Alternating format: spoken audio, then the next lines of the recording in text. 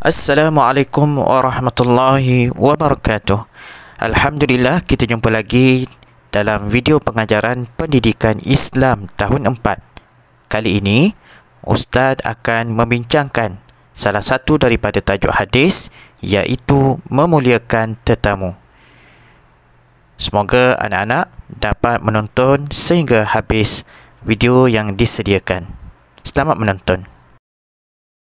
Seterusnya, kita akan lihat objektif dan kriteria kejayaan yang harus dicapai oleh anak-anak. Objektif yang pertama, murid dapat membaca matan hadis dengan betul dan jelas. Yang kedua, menyatakan tuntutan yang terdapat di dalam hadis, iaitu cara memuliakan tetamu dan kepentingan memuliakan tetamu. Kriteria kejayaan pertama, murid dapat membaca matan hadis dengan betul dan jelas. Yang kedua, murid dapat menyebut 3 cara memuliakan tetamu. Dan yang ketiga, murid dapat menyebut 3 kepentingan memuliakan tetamu. Hadis berkenaan melayani tetamu. Berdasarkan hadis Nabi Muhammad sallallahu alaihi wasallam, عن أبي شريح الخزاعي رضي الله عنه أن النبي صلى الله عليه وسلم قال ومن كان يؤمن بالله واليوم الآخر فليكرم ضيفه.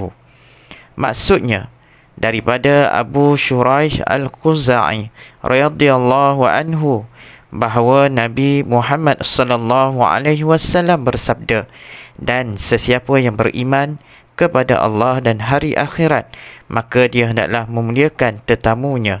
Riwayat Bukhari dan Muslim. Daripada hadis yang dibaca, dapat dibuktikan bahawasanya anjuran memuliakan tetamu serta menghubungkan silaturahim di dalam hadis menunjukkan bahawa Islam amat mementingkan hubungan persaudaraan sesama manusia. Agama Islam bukan hanya tentang ibadah dan hubungan dengan Allah semata-mata. Iman seseorang itu juga dikira tidak sempurna selagi dia tidak mencintai dan mengambil berat tentang saudaranya yang lain, termasuklah tetamu.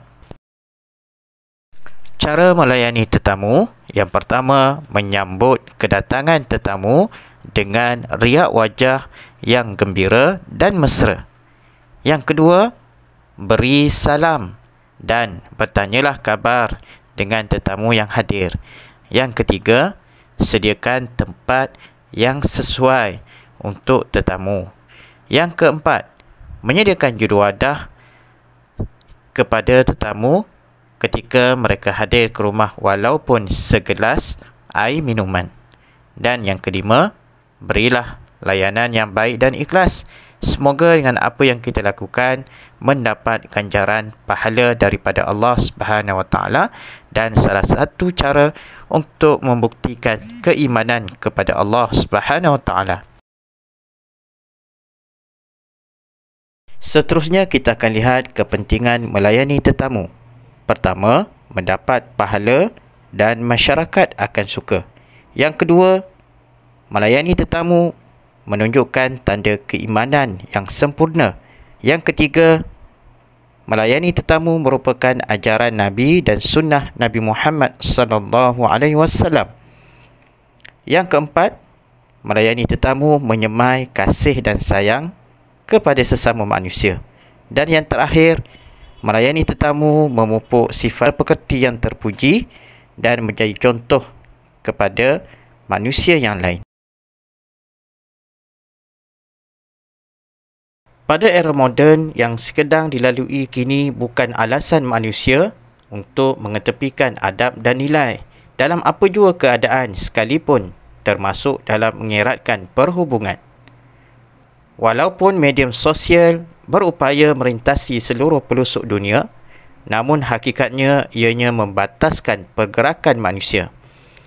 Oleh kerana itu, Islam menggalakkan amalan ziarah menziarahi tetap perlu dihidupkan. Sememangnya, menjaga silaturahim bukan suatu perkara yang kecil, kerana nilainya yang besar di sisi agama. Dan dalam memperkatakan hal tersebut, baginda Nabi Muhammad sallallahu alaihi wasallam pernah menjanjikan ganjaran syurga kepada sesiapa yang memelihara silaturahim dan memberi keras kepada sesiapa yang memutuskannya. Dengan itu, semoga anak-anak dapat memahami maksud hadis yang telah pun kita belajar pada kali ini. Semoga kita akan jumpa lagi dalam video-video yang akan datang. Assalamualaikum warahmatullahi wabarakatuh.